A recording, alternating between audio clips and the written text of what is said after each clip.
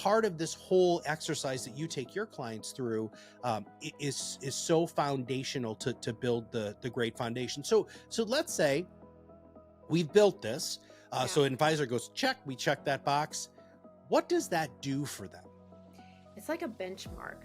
So it's something that even HR can use to say, like, are we, like, a reminder, this is where we're going, you know? It's something marketing can use to say, okay, is this on or off for our benchmark for what our personality is against all the collateral that comes out? If you're doing a website redesign, if you're writing copy, these kind of things. Sales can use it, even for sales exercises and trainings, to go, okay, let's say you're doing like a role play, right? And your supervisor can use this as a tool to go, okay, let's make sure that maybe one of our values is like proactive communications or adding value, something like that. So the salesperson might just be chatting, but are they actually adding value and really listening? And you can use this to basically be able to circle back to say, this is the kind of energy that we're trying to put out, so that it's part of like kind of a training pipeline. With operations, you can make sure that your cadences, your workflows, your onboarding, all of that does map back up to that bigger personality. So it feels, this energy is just projected company-wide across departments. And even if you're a solo advisor, right, you can even use it for yourself to go, okay, am I making sure that as I'm building out my practices or just presenting myself to the world in the way that I'd like to be able to show up every day? So that kind of exercise, while it's mostly used for bigger firms, it still could work as an individual to just sort of go through that to go, how do I want to show up and who am I trying to attract on a very high level?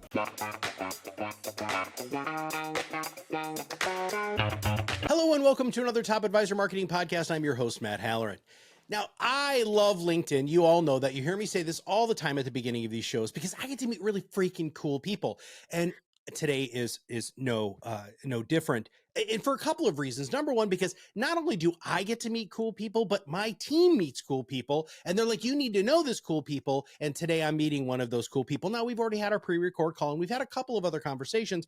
And so Lauren, who is the founder of Out and About Communications, is a marketing and branding expert in our field. And I'm super excited because today we're going to talk about something we have never talked about on the show, which is what is a brand personality and why is it so vital for you in integrated marketing and to make sure that you have marketing consistency. Lauren, welcome to the show.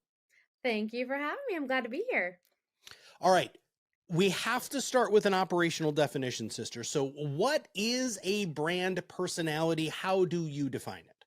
Oh my goodness, it's a big question, and it's actually a really magical tool. So let me kind of give you a big picture of what it is. So a brand personality is usually a statement, or it's a few words that are going to describe what the brand is. It's the energy, what you're trying to do, how you're trying to project yourself into the world. And so I'll get into more of how we use it, but essentially it's a few words that is like, this is us. So easier said than done. Example. Yeah, give me an example of somebody that you have helped with, or somebody in the marketplace that you're like, they've got it spot on.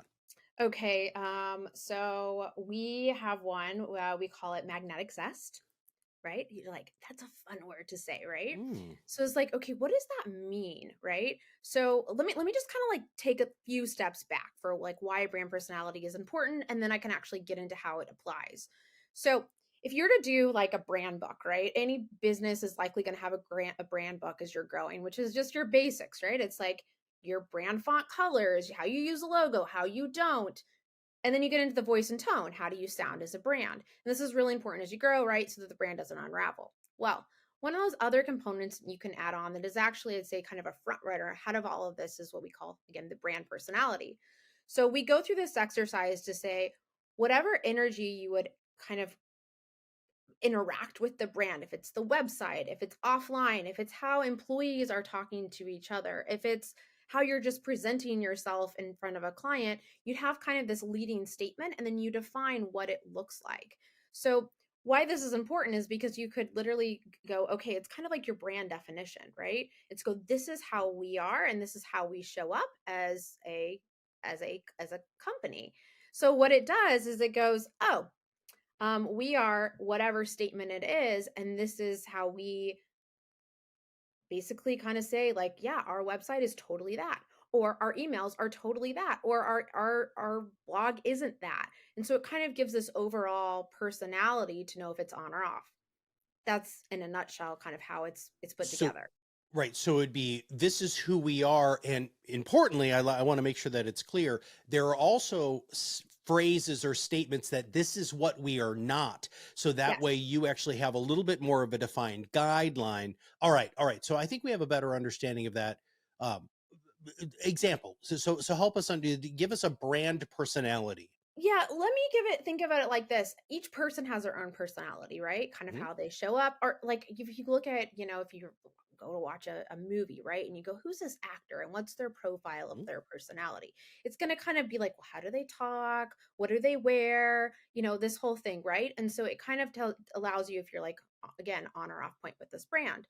personality. So I mentioned the magnetic zest one, right? So if Mhm. you were to kind of go, okay, well, what the heck is that? So it's this idea of, in this brand example, right? Is that the idea of something being magnetic is everything we're doing and we're putting out there pulling people in, right? From the brand, is it pulling Oh. people in? Are they interested? From that idea of we're adding value into the world, and you think about it from a client facing role, are you pulling people in, are you adding value? And then the zesty part of it, this is just a statement, is it, does it have fun? Is it a personality? Is it something that adds this sort of energy to the conversation when you go, "Ooh, I like that," right?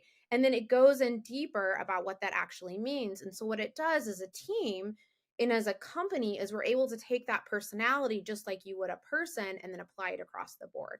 So that's an example of it, like an actual brand personality and how it could be used. Gotcha. When we rebranded from Top Advisor marketing to ProudMouth, we have all of the stuff, of course, that you're talking about. My Yes. my business partner Kirk Lowe is a branding genius. That's why I partnered with him. I mean, this Yes. guy is the bee's knees philosophically and practically. And we have a brand manifesto, and part of the brand manifesto Yes. really outlines this. There's actually an entire section in our brand manifesto that talks about the energy, right? Yes. The Yes. personality that we're trying to put out as a company. And the Mhm. super fun thing is, so Jessica, who's on our team, who does an enormous amount of writing for us, um, that is her Bible. Like Yeah. she'll question, okay, Matt, you just sent me something. Is it bam, bam, bam, bam, bam? Yep. And Lauren, it just gives us this opportunity to have this laser focus. And if you look at Proudmouth's content, it's very, very consistent. Yes. uh because that way I know what to expect, and more importantly, people know what to expect of us.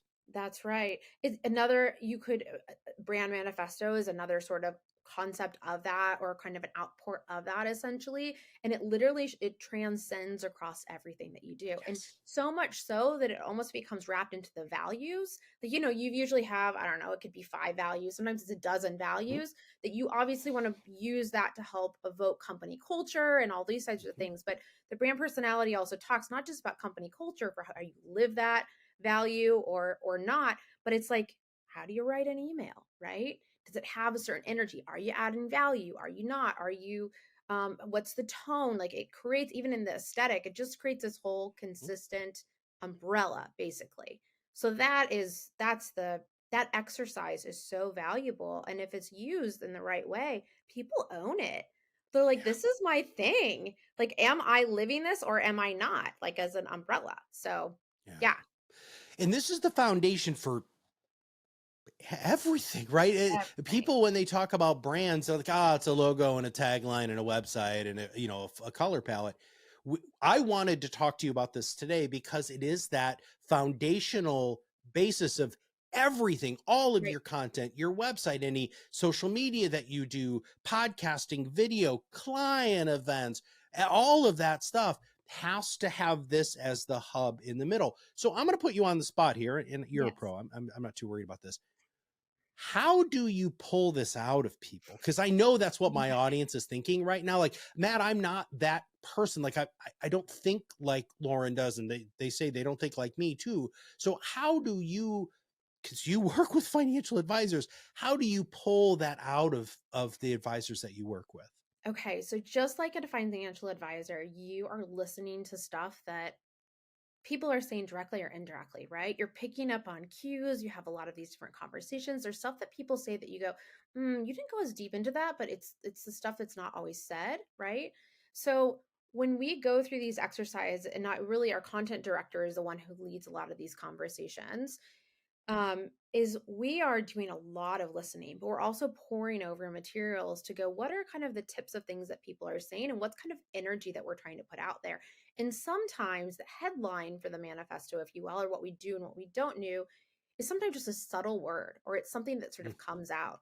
So a lot of how the heck do you get there is honestly through big picture strategy conversations about where are we going, what was the what is how do we want to position ourselves in the market, Mhm. what is the competition doing, and how do we want to separate ourselves from the competition, and just getting really clear on your target market, which is a lot of stuff.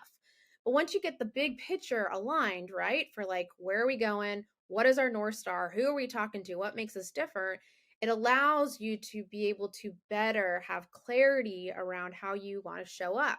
Do you want to show up from a personality perspective in a suit and tie every day? Or are you showing up, more casual, right? And that then carries across all of your content. It carries across the website look and feel. It carries across to the person that's sitting at the front desk, right? So that's where it comes from. It comes from the big picture. It comes from leadership and Yeah. listening. So yeah. Oh man, so you just those are two words that I absolutely love, and I'm it is the key to everything, right? It's showing people the way and then shutting up and listening are just Mhm. two magnificent ways that financial advisors, by the way, can actually learn more about their clients. You said something though that I want to highlight here. So the brand personality is something that is inwardly focused. That is really how you're going to take what you have inside and give it out to the world. Right, But right. another huge component of branding, which you just touched on, which I have to highlight, is you also have to know who you're talking to, Yes. right? So I'll give you an Totally. example. So early on in my career, I was suit, cropped beard, gold glasses, Yes. watches, ties, cufflinks, all that stupid stuff, right? Now, I shouldn't say stupid stuff because I know a lot of people dig that, but Yeah, I yeah. never felt comfortable, right? I was Right. always feeling like I was somebody else. And then Kirk and I partnered. This whole design here, everything that's here, this Right. is all very much by design. But Right. most importantly, it attracts who we're trying to attract. Would you mind talking That's a little right. bit about that? Yes. So I mean, you hit it dead on, right? It's like you want to, at the end of the day, you want to be authentically you as an individual, but you want the brand to be authentically itself. And so as a Mm, result, if the brand is authentically itself, it's going to attract that right potential employee to hire, right? It's going to attract the right kind of target market, these kinds of things. And so, um, but without clarity around that, it can feel very disjointed. So you can have content that's going out that's a totally different sound of one advisor, for example, or your website might not really match the right target market. It can feel all disjointed, right? And so ultimately what you want to be able to do is, again, to have that umbrella so that then it feels almost like a unified personality without mm, it being like, each individual can still have their own personality, if that makes sense, so that you're truly living out those values, but you're also doing it in a way that is representative of the company for how you'd like it to be positioned, um as you're projecting yourself into the future. So I hope that kind of hit on some of what you're looking for. But yeah. Well, I'd like to expand on that just a little bit more. So I think of a good brand almost as like a family, right? In like Mhm. a like so my family has family values, right? It's something that my Right, children know, it's my wife knows, but we right, all have different personalities, but we're all part of the same family and we're right, all hopefully rowing the boat in the same right. direction. And your financial services practice needs to have that sort of stuff too. And I think, Lauren, I think that's why people get so fixated and concerned about a niche market or having Yeah, a very firm brand because they think that it's too rigid. Can you talk a little bit more about that, please? yeah. So it's if you build it, they will come, right? Mm. So the beauty about a niche market is it allows you to really zero in. And if you know your brand personality, then you can really speak to that specific target market and the language, the visuals, what you're creating, and so on and so forth. That doesn't mean that you can't, like, everybody has to get behind one particular target market, right? You could have kind of a general company target. You could have more like kind of solo targets within that, create campaigns around it. Totally good. But the point is that, kind of going to loop it back to this, how does this integrate across the company? Is that you want to make sure that if you've got one global target market or you've got narrow target markets, that it still feels like it's part of the company as a whole. And that's where that brand personality can come in to say, okay, yeah, like this is still part of the company, and they're not just like, okay, when I talk to this person, this is all they kind of know about, or this person, this is all they know about. So it creates that overarching piece of it. So, but like you were saying with the family example, is that, yeah, you want it to be very much how you what's the right word, but how you're kind of rules the road, if you will. So it's, Yeah. yeah. So I that's like where it's that. going.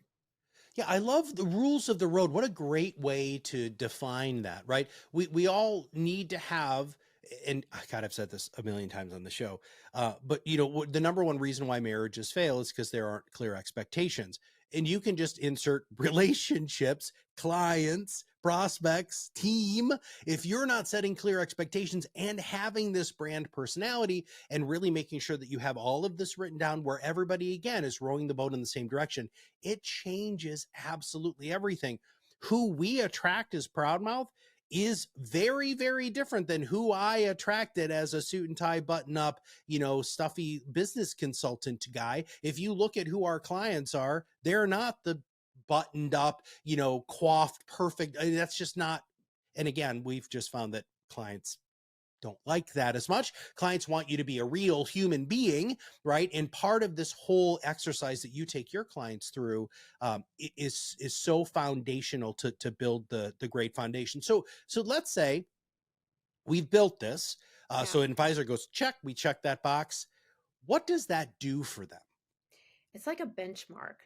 So it's something that even HR can use to say, like, are we, like, a reminder, this is where we're going, you know? It's something marketing can use to say, okay, is this on or off for our benchmark for what our personality is against all the collateral that comes out? If you're doing a website redesign, if you're writing copy, these kind of things. Sales can use it even for sales exercises and trainings to go, okay, let's say you're doing like a role play, right? And your supervisor can use this as a tool to go, okay, let's make sure that maybe one of our values is like uh, proactive communications or adding value, something like that. So the salesperson might just be chatting and chatting and chatting, but are they actually adding value and really listening? And you can use this to basically be able to circle back to say, this is the kind of energy that we're trying to put out, so that it's part of like kind of a training pipeline.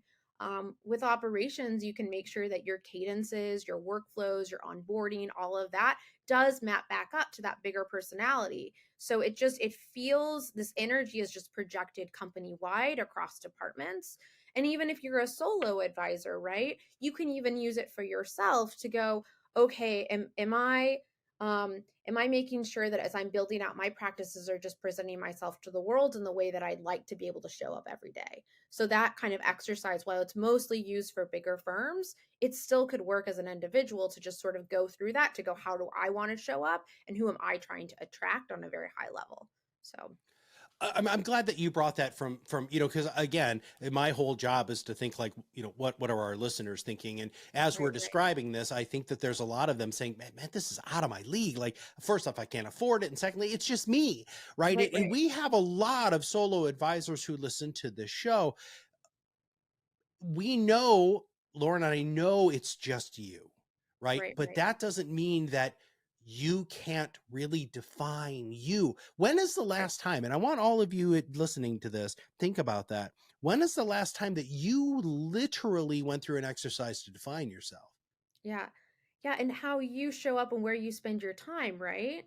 And so this kind of exercise, then, I mean, it's literally a one page. It's like, this is a statement, and then you've got maybe a few other like headline words, maybe two or three headline words that go, okay, so basically defining it. like what it is and what it isn't. And that's all that it is. It's literally a one-page sheet. But that is not easy to get to. But it helps you to go through the exercise to then go, okay, this when I show up, this is how I'm showing up, right? And I mean, when you're getting any business started, it's easy to just sort of well, it's a roller coaster, right? So it kind of gives Yeah. you that point back to then go, okay, well, this is how I'm going to show up. I'm going to look to present myself across everything that I do. If it's at an event, if it's on a client call, a prospect call, and it helps as you're growing to have that consistency, and then as you're onboarding, kind of that level set, if you will. So, yeah. So the direction of the show is now moving into this idea that now that you have built this foundational premise, you can build whatever marketing you want on top of that. What are you seeing as working best for advisors now?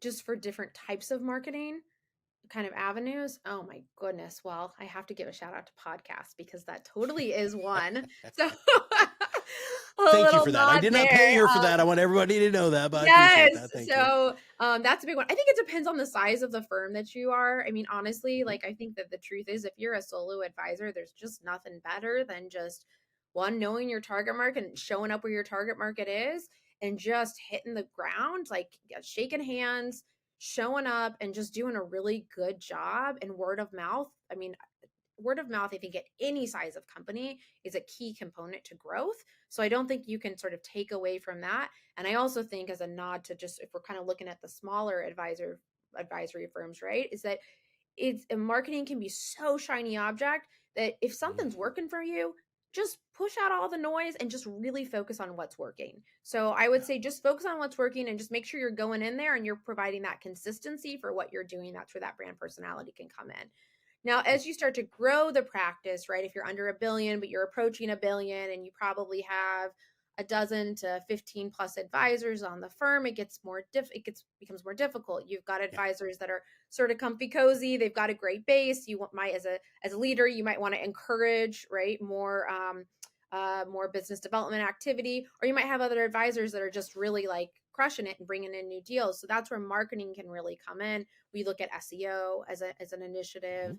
Mhm. We see that work quite well, although it's a long-term play, or frankly, just really targeted niche campaigns. Because as you do that over time, then you can really plant seeds and then it grows with you. So, but I will say, as you're growing kind of to that $1 billion point, is that if you're just trying to spread the love across everything, we want to go after everybody. It's just not the best use of resources. And then when you Yeah. get to the bigger firms, right, your billions plus, then it becomes just a multifaceted strategy for ways that you're bringing in, new types of deals and such. So that's a bit more complicated. But I think along Yeah. the way, at the end of the day, you want to have a target. You want to know what your personality is that you're bringing home, or that you're putting out there, I should say, and then you put your efforts behind that audience. So Well, yeah, I'm very grateful that you talked about that it does take time, right? I think advisors, I mean, as an entrepreneur, both of us, we're fiercely impatient, right? We want everything to have happened 3 weeks ago. And, I always say to my team, nothing ever happens on my timeline. It always seems to happen on this ethereal timeline that I have no right. control over. Great marketing really does take a lot of time, whether you're a solo advisor or you're a multi-billion-dollar firm. Now, this might sound like, I don't know if I really plan on asking you this question, but where do you guys fit? Like, do you only work with like the really big firms, or do you work with smaller advisors? What is out and about sweet spot? Yeah, so we usually work with firms that are approaching a billion. So they've usually got at least a dozen to 15 or so advisors for employee count, if you will. And then we do work with firms that are billion Okay. in assets under management. So, and we don't exclusively work in the advisor community, but it does make up a lot of who we do Hmm. service. So we're very familiar with what goes on there. So the kinds of conversations that we are having are not necessarily on uh, kind of like I'll say company kind of getting off the ground initially. Usually there's been kind of we're in maybe phase 2 or 3 of the business evolution, and then we're going, okay, now let's really dial it in and then take it to the next level, and that's really where we come in. So that's in a nutshell. Yes. So a lot of our advisors have strategic partners, right? They have centers Mhm. of influence. So what other verticals do you work in? So I just want to make sure I'm understanding your question. So Yeah. yeah, go for it. Well, so you work with you said that we exclusively work with financial You're advisors. You asking work what in other other verticals markets. we Yeah. work with. Yeah, All yeah, yeah. financial You. services. Got it. Okay. Yeah, Okay. all financial services. So, we would define that as, so we've got like payroll, banking, obviously like wealth management, advisors, lending. So it's all in the financial services world. And, there's a Okay. lot of cross referrals and those sorts of Yeah. things that go on there. So it's actually really fun because we hear about stuff like in the payroll world and they're talking about their connections with wealth management firms. Then we're talking with wealth management firms, and they're talking about how there's always the quarterback analogy, how they've got these partners Mhm.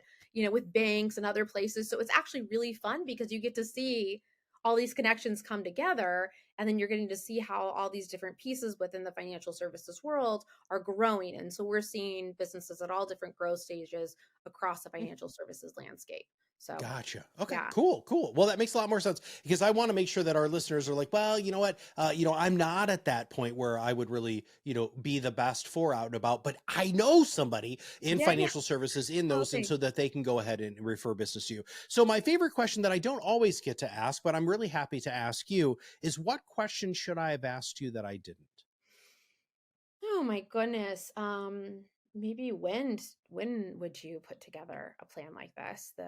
Bring it Yeah. on, sister. All right, floor The is yours. so if you are at a juncture in your business where you're thinking about next steps, you go, okay, I've been going here. I've started to hire new people. Maybe there's some change. You can feel scale happening, right? You're at a place. Maybe you're bringing in a new senior executive, right? Like a new, I don't know, operations hire, or a new VP of whatever, some sort of C-suite executive, right? Someone that's going to shake it up.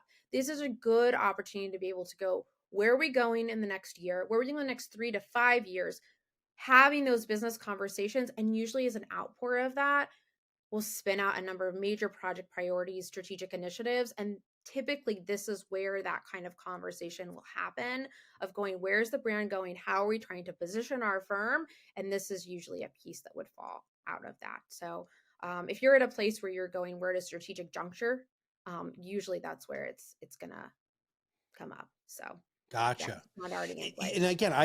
again, there's two things there that I wrote. Well, one thing very specifically that I want to make sure that the audience hear. You said 3 to 5 years, right? So everybody, you have to understand that you stop running your business like a practice. Start building a business, right? Even if you're a solopreneur, that's fine. Do you want to potentially sell it someday? If you do, you got to have a kick-ass brand, right? You got to have all of this stuff dialed in, or your multiples aren't going to be as good. Or if you're a mid-sized firm or a large size firm, it's 3 to 5 years. You have to get out of this hand to mouth sort of idea and stop using your business as your own personal piggy bank. You need to really plan like an actual business owner. So on that point, we use EOS oftentimes. Mm-hmm. Yeah. Okay. So Employee or yeah. entrepreneurial operating system. Yep. Yes, and a lot of our clients will use it. It's a great. They've got a ton of books. A good starter one is, it's called "What the Heck is EOS." We Mm-hmm. use it as well, and some of the initial conversations and questions in there is you're basically you're doing your, like a vision board, or I can't remember the specific title. I know it's trademarked and such, but you basically are looking.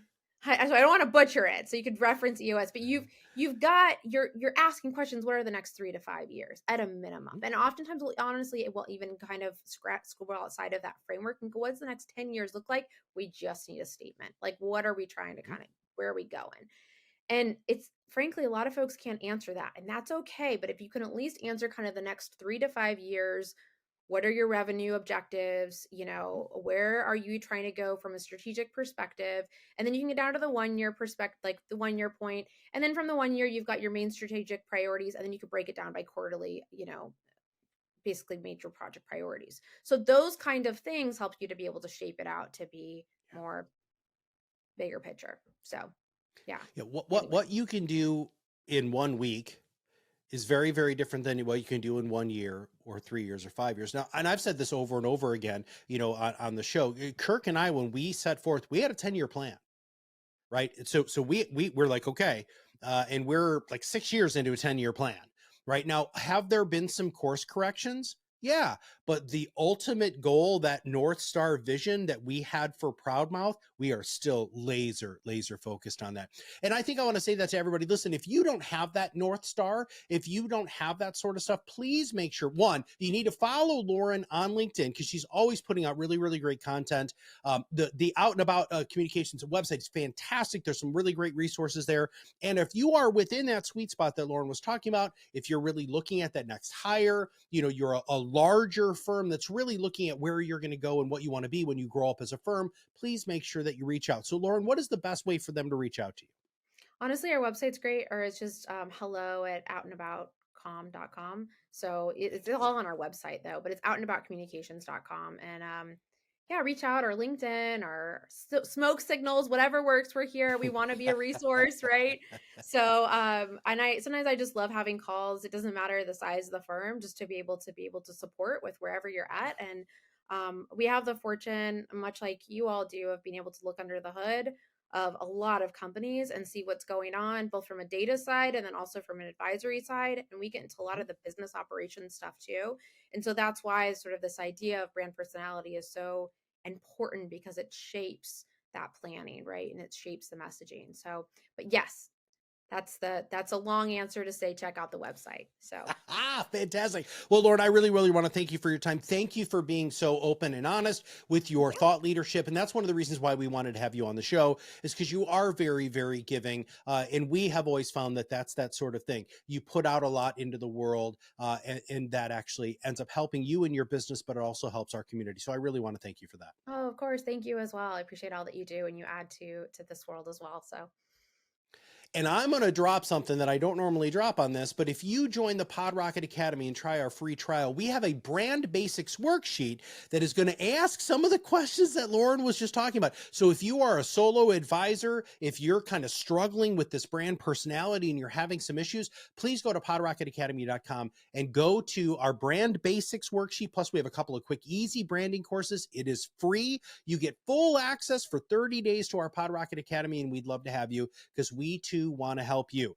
Full access for 30 days for free. And maybe one of these days I can convince Lauren to give us some content for it, but that's just planting a little seed for growing later. All right, everybody. So for Lauren and everybody at Out and About Communications and all of us here at ProudMouth, this is Matt Halloran. And we'll see you on the other side of the mic very soon.